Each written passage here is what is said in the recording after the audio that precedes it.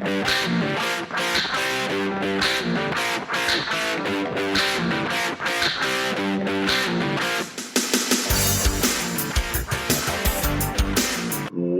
to another episode of Home Sweet Home. My name is Rod McCall. I feel like I am in a baseball game.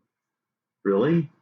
And I'm Bryce Runge, by the way. Really? You know, all it was funny is I was watching Major League again yesterday. Just a bit outside. Ball 4. Ball 8. Ball 12. We have walked the bases loaded. I can't believe people are laying off such close pitches. Oh, my God. I love Bob Uecker. He is hilarious. I've seen that movie a few times. But it is baseball season, and God bless our wonderful Texas Rangers who have decided to play baseball again. Amen. Proud of the Texas Rangers team. Makes me want to go watch a game. Our firm is hosting an event. Oh, yeah? At their affiliate, the Rough Riders? Frisco Rough Riders. Wow. Okay. Yeah. Well, then we'll have to chit-chat. I would love to come to a game. Of course, it's hot. If you want to move your money over to Abiding Wealth, come on, we'll have a chat. We'll talk about how we can do all that. Man, I got $20 in my wallet. That's all you need. Okay. It's all you need to start an investment. You got to start somewhere. Sure. Hey, and if that gets me into one of those air conditioning buffet rooms there, I'm all in. That's exactly what we have. Okay. All right. Well, I'll see if I have any extra tickets. All right. Well, sounds good. Sounds good. What are we talking about today? I don't know. It is summertime. I love summertime. I don't love the heat that we're experiencing, and we haven't even really seen the worst of it. No. What did I see yesterday on the news that some of our local population centers here reached 115, 120 degrees. That's crazy. They can have it. But I tell you what, as much as I don't like hot, I really hate the cold. Really? See, I'm a fan of the winter. Really? Yeah. But again, how much have you lived in cold, freezy, snowy, icy climate? I mean, I've never lived in it. That's probably why. Well, here. Okay. But, see, I have, experienced it a ton, though. But there's a difference between living in it and visiting in it. You think so? No? Well, I'm sure there is, but okay. The only thing I don't like here, specifically when it freezes, and then they shut down everything. Yes. I mean, I got the big truck, so I go out and drive because 2 days in here, I'm done. And that's a stretch. 2 days is a stretch. I was going to say, if you can make it 2 days, I'm impressed. Yeah. I can make it maybe a day. Yeah. So, no. Well, I don't know. Having grown up in Kansas, been 5 years in Pennsylvania, so first half of my life was in cold, snowy, windy, freezing, icy climate, and I hated shoveling the snow. Nothing sucks more than having to wake up, 5:30, Dad wake me up, come on, we got to shovel the drive. So you shovel the drive, you get home from school, shovel the drive, got to get it done before Dad, he ain't driving on that snow, it'll pack down the snow on the driveway, so shovel the drive, Yeah, but look at the lessons it taught you. Yeah, I have a lot of kids if you're going to live in a snowy environment. So, anyway, but again, I don't know if you could get kids today to shovel drives because they're always on their phone. They're consumed by their devices. Of course, I don't know. I can tease about kids, but I think it is a huge problem that a lot of adults even have, that we are on our phone to the point that it feels like it's an addiction. I am raising my hand. I see you. Okay. Yeah, well, good. I'm glad you see me. I'm raising this too. I love to know I'm still number one in your heart. Yes, you are. But I'm not off limits on this one. I will admit it because I know that it has become addiction. Although I will say it has gotten better at night. Okay. Where I'm not hitting the bed and watching my little cell TV or whatever, and because obviously there's a negative impact on your sleep when you do that, and maybe you're going to discuss that today. I don't know. I'm just okay. Well, kind of. So I was just saying I've gotten a little bit better, but I have been on my phone more. And my reason is it's like, oh, it's a disconnect, But anyways, no, I think you're right. I think it is. I find that I think I am as much of the problem as anybody else. Yeah. When I leave the house, when I, wherever I'm at and I'm exiting, I always pat myself down, keys, phone, wallet. Yeah. Keys, wallet, phone. Because, now I don't know that I use my phone anywhere remotely close to what it can do. I mean, I use it to call. Right. I use it to text. I use it to email. I use it for music. I use it for my audiobooks. Yeah. But that's pretty much it. Now, I will say... You're forgetting something, though. You have that little game you play. That Royal Match or whatever. I've got a few different games that I play. So, yes, you're right. Don't leave that out. Okay. Don't leave that out. No, you're right. I will say that I've gotten a little bit addicted to the reels that pop up on Facebook. Yeah. Because, the number of people that have cooking things out there are impressive.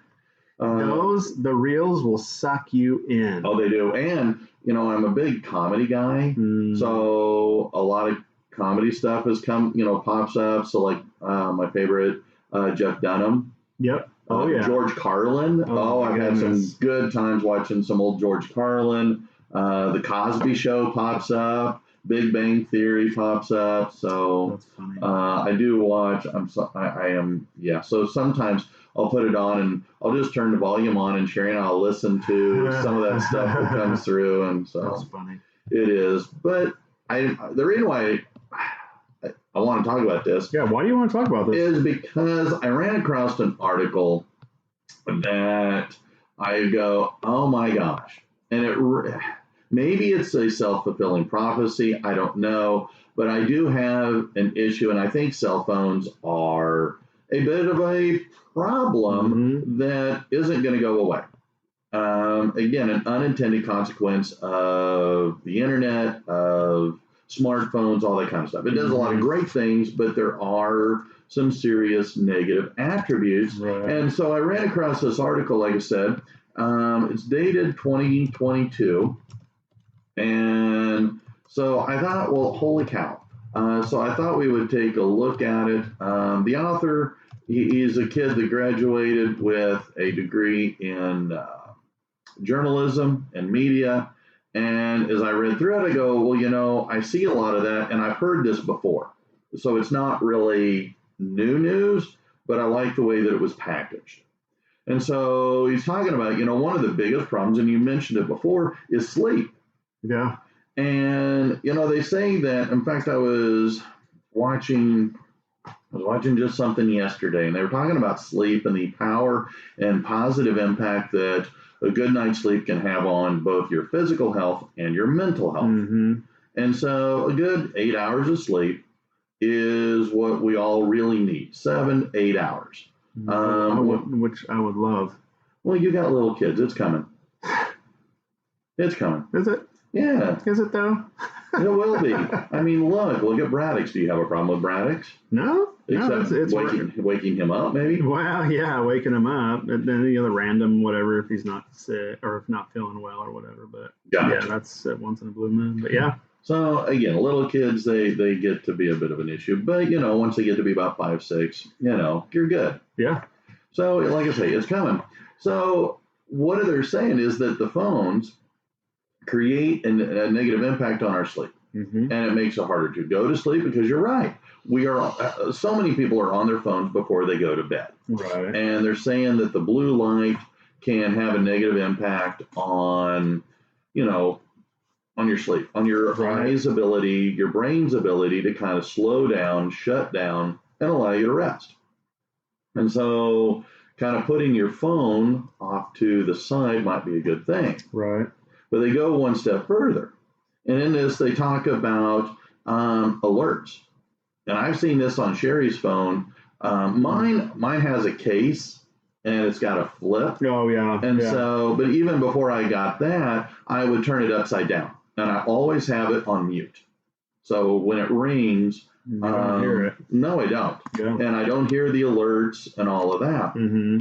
And so that helps me. But, like hers, she'll have face up charging at night, which they say is maybe not a good thing, but I don't know. It's a nice uninterrupted. Sure, you do what you want. Just saying.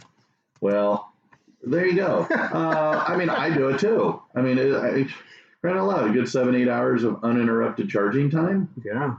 So, hey. So, but they're saying that those alerts go off. Yeah. And so the light will flash in the bedroom and it can wake people up. Oh, yeah. And so they're saying that, that now that's uninterrupted. And of course, whenever your phone goes ding or sends you an alert and it wakes you up or draws your attention to it, well, now oh my gosh, I got to look at it. Yeah. And so now, instead of being able to maybe like roll back over and go right back to sleep, now you want anxiety. Yes. Yeah. And it kind of, again, these negative impacts to your sleep. Yeah. And of course, if you don't get sleep, well, then you're crabby and you're cranky, you're irritable, lack of patience. Why are you like you're like staring at me as you said all that? Jeez. Okay, we know you're talking about me. Good Lord. No, I'm just saying, as a whole, though, the impact, again, we need our sleep. Right. And 100%. So if your phone is having a negative impact, because even for kids, and I've heard this many times before, that they recommend if you have, teenage kids or middle school, preteen kids, stuff like that have their phone, they recommend that the phones be charged in the kitchen, in the dining room, maybe in mom and dad's room, so that way the kids can't be on their phones in the middle of the night. Right. And so therefore, voila, take away some of that, let the kids have a good night's sleep. Now, I don't know of hardly anybody that does that. Yeah. But I do have one friend that's what he does for his kids. And you said it really helps them out. Yeah. So, I don't know. Like I said, I don't have kids to try that on. They're 25 and 28. So they're a little bit older and they can kind of do their own thing. Right. If I tell them, hey, you're going to charge that in our room, that doesn't work. They're adults. Right. So anyway, do you guys do that for Braddock's? Or does he charge it in his own room? No, he plugs it in downstairs, about 50 yards away from him. Okay. Yeah, he's not allowed to have it in his room, period. Okay. Yeah. Why? First of all, fully trust the kid. It's protecting the kid. Like he doesn't need it. If I said, hey, you could have your phone, he would watch it. Okay. But knowing the negative implications that cell phones have. And the other thing too is, back up. The negative implications that the cell phones have on an adolescent's health is increasing, and the sleep part of that is huge. Right? Okay. You talked about those things. If you're not getting, that's affecting your cognitive functioning. At the end of the day. That's really what it is. And so we removed that from him, just because so he can't have it, basically. Have you heard of FOMO? Fear of missing out? Yeah. Yeah. I did not know what that was. And the kids were talking about it this past school year. And I had to ask, what in the heck is FOMO? Yeah. And so they tell me, and we were talking about it, and they were saying that, it's actually a real issue for them. Yeah, I'd say, heck yeah. And so this article didn't talk about it, but I would definitely add that in, that kids are worried about, I fight one of the biggest battles in my classroom every year, and that is cell phone. Have your cell phone away. They cannot live without their phone. Right. And they're worried about missing out. Well, I got a text. Well, and the number of times I hear, well, my mom texted me. My dad texted me. Oh, yeah. I'm going, well, congratulations. Your mom and dad just got you in trouble. They got your phone picked up and taken away. And, and I used to give my sister the hardest time because she would do this to her kids. And I go, when our mother needed to get a message to us during the school day. Yeah. They used to call the school and the school would give us a message. Mm-hmm. I said, what's really exciting about today, in today's modern 21st century schools? We still have phones and they still deliver messages. Yeah. So, you could, in truth, call the school, have the school deliver a message, and the kid will get it, and you don't have to text them the message. I hear you. Now that I'm removed from education, why don't you one of those parents? Why don't you just adapt and just recognize the fact that you're not going to win that one ever?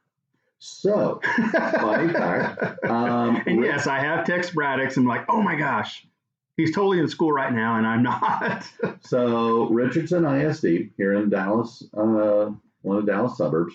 Last year, they had one school. It was a middle school, and they did a pilot program. Okay. That they did. They took cell phones away, and you walk in the door. They went into the special protected bags, and they were locked up. And then at the end of the school day, you walked out and you picked up your phone. Mm-hmm. And the kids and the parents all hooted 7 shades of holy hell. Yeah. But they said, this is what we're doing. And they gave a lot of, good reasons why they're doing it, some of which we've been talking about. Yeah. So we get to Christmas time, and they went back, the news went back, and they interviewed the teachers and the kids and the parents. And everybody they talked to said, this is really great. Yeah. The kids were actually talking to each other during the school day. There was a lot less stress, a lot less anxiety, a lot less depression, because all this texting going on during the day, this bullying that can go on, just the FOMO that, goes on. Kids actually were doing better in the classroom because they were paying attention better. They were working harder better. Mm-hmm. And so, again, that was that. So here's the thing. This summer, there was another news article came out, and it said now 5 more campuses in Richardson ISD are going to do the exact same thing. Wow. Because it had so much good success. Because, again, we're talking to one another like you and I are doing right now. Yeah. And when you're on your phone, you're not talking. No. And so one of the negative impacts with phones is the kids they get stressed and they have anxiety about talking to people because, oh my God, they don't talk to people. Right. They'll text each other and they're in the same room. Right. And they'll have a text conversation rather than a real conversation. Well, and this next generation going up, it's just being, I don't even know which generation, whenever cell phones started. So who knows? But we've all been conditioned or are being conditioned to not know how to communicate. Oh, yeah. We're losing the ability and the art of effective communication. We don't know how to look at each other in the eye. No, interpersonal communication is becoming, sadly, obsolete. And I think that is creating more of our problems, creating more of an isolation. Yeah. And if we can't have interpersonal communication, if we cannot have civil discourse, mm-hmm. which is just talking to each other without yelling, screaming, and name calling. Yeah. I mean, we can talk about sports. We can talk about movies. We can talk about music. We can talk about anything. Oh, yeah. But you got to be able to talk. And then if we're not used to that, and that's kind of what this, Richardson ISD was saying, mm-hmm. is that, hey, this is, so they were seeing a lot of positive impacts. Yeah, that's good. That's very good. I mean, one of the other things that was talked about in this article, and I absolutely agree, is that cell phones are contributing massively to accidents. Oh. Now, yeah. What's funny is that my classroom is on the corner. Okay, so it's where two hallways merge together. Technically, there's three because I got a stairway. Anyway, because I'm more like at a T intersection than I am at a corner. Anyway, so I watch kids collide into each other or nearly collide because they're so busy, focused with their head down. And their head's buried in their up there. But it's not just in hallways, but even in the roads. I mean, I got to tell you, part of my road rage comes from I'm at a light. The light goes green, and you're sitting there because you're on your God blessed phone, and you're too busy on your phone rather than, I don't know, hitting the freaking accelerator button. Drive, you idiot. Calm down. Hey, breathe. Okay, you feel better? A little bit, yes. But, I mean, okay, even, a number of times you're driving and people are just going slow because they're on their phone. They're distracted drivers. They're texting. Yeah. You gave me a hard time for not responding to your text this morning because I was on my way here. I don't like to text and drive. Yeah. And because, again, I'm a distracted driver. Yeah. And I struggle to be a good driver to begin with. Yeah. Because, hey, if you ain't doing 10 miles an hour or more over the speed limit, you ain't going. You ain't going. So move your butt. Yeah.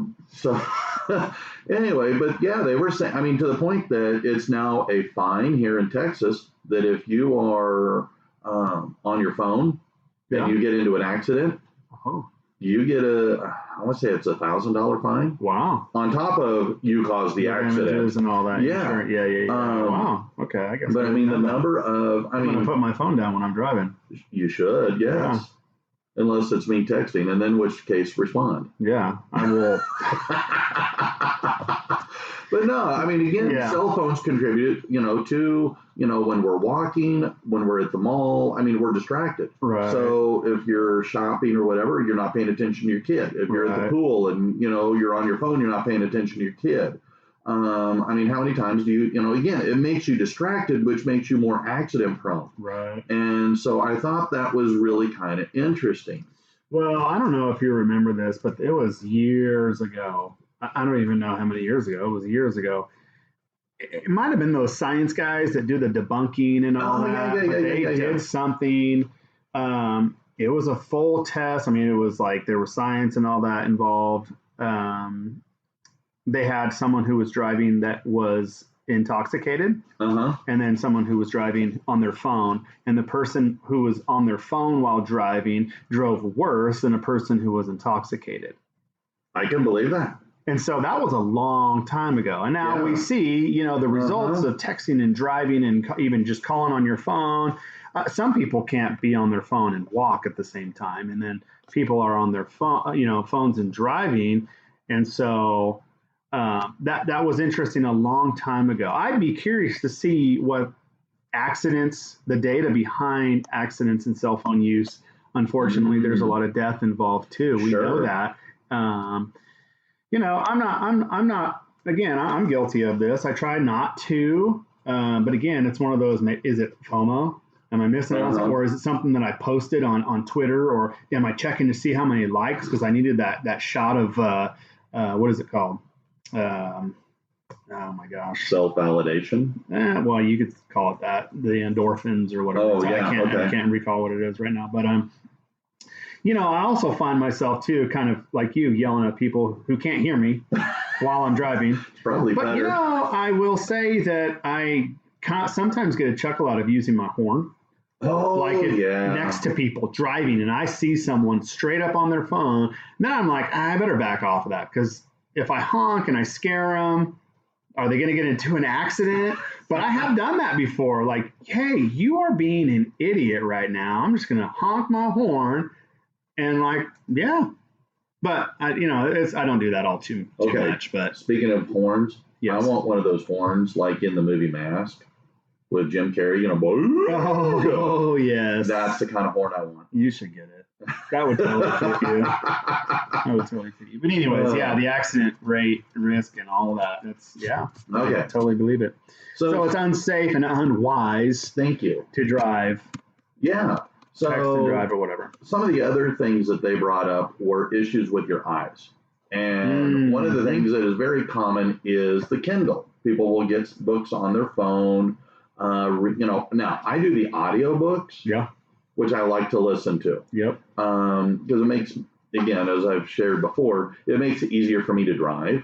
Right. So that I don't, get overly frustrated. Mm-hmm. It helps calm me down.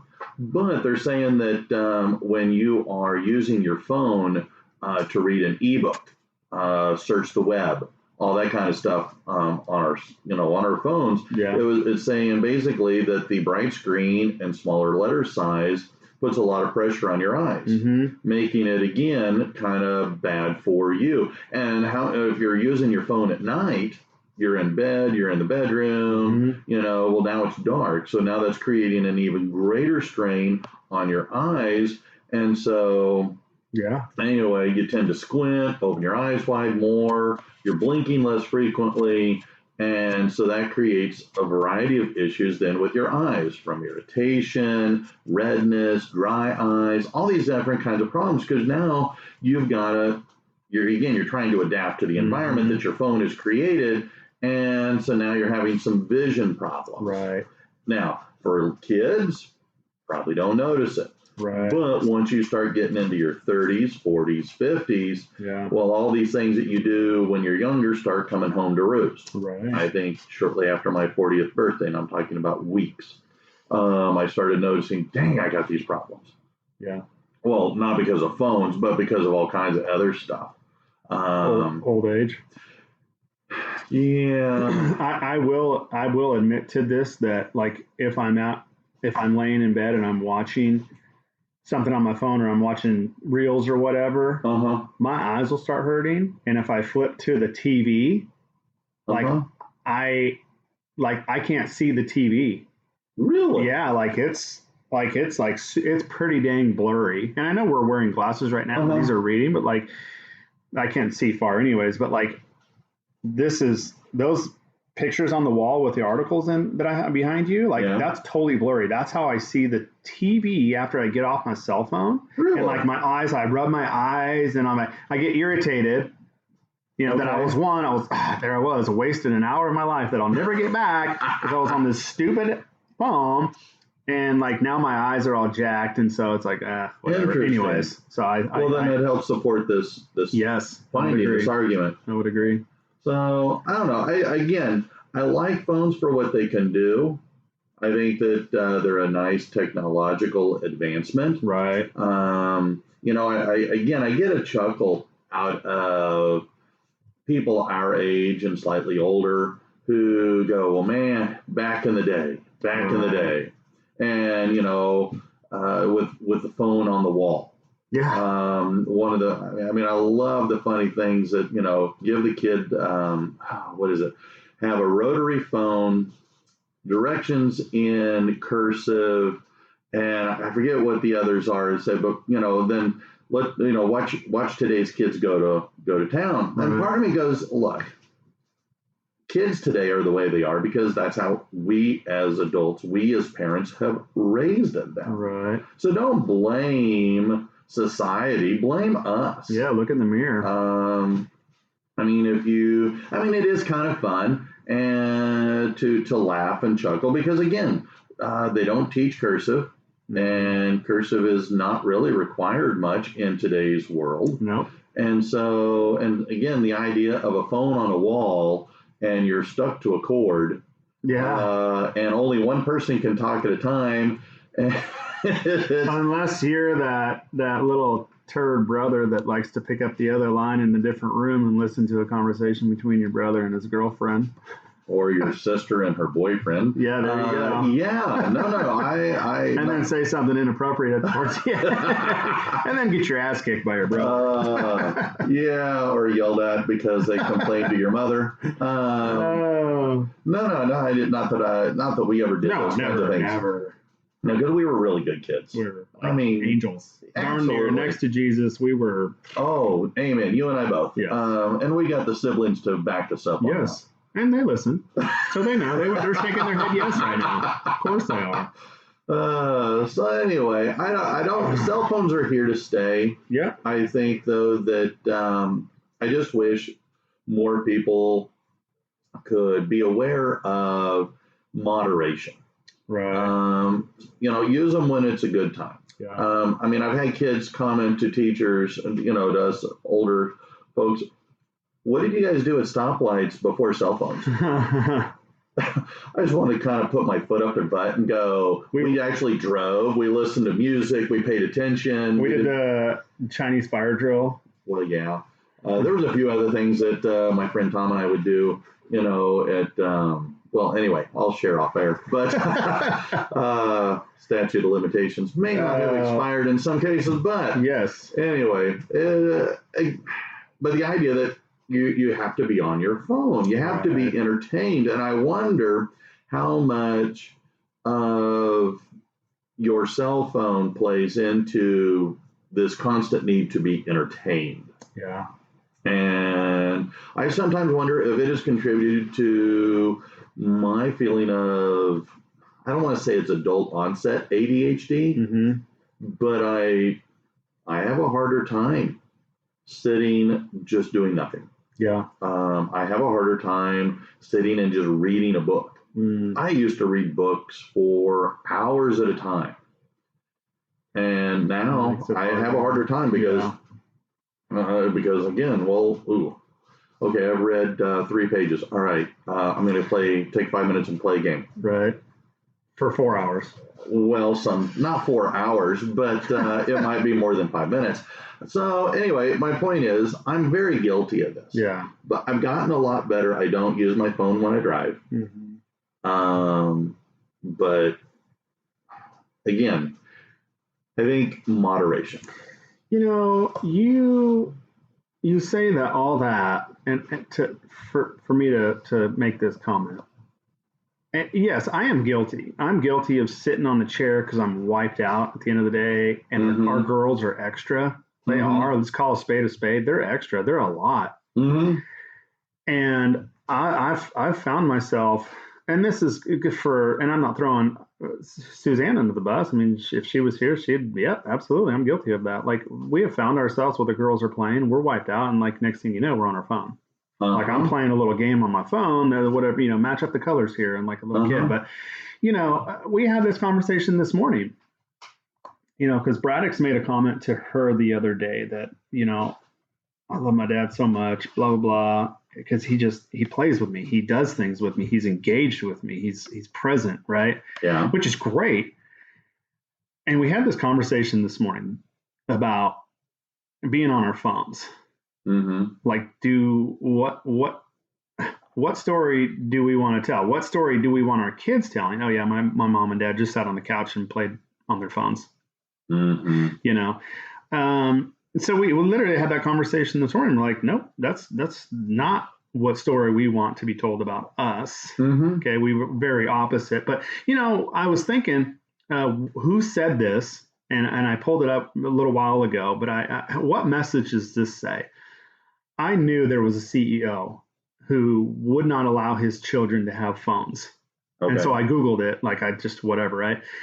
In 2018, Tim Cook, CEO of Apple, said earlier this year that he would not let his nephew join social networks. Bill Gates banned cell phones until his children were teenagers, and Melinda Gates wrote that she wished they had waited even longer. Steve Jobs would not let his young children near iPads. What's that saying? A lot. Again, I think that as adults, you're right. I think parents today are very wore out. I don't know that our parents were any less worn out at the end of the day than we are. Right. But we use this as an easy babysitter. And I think, yes, that helps contribute to some of these issues then that our children have growing up.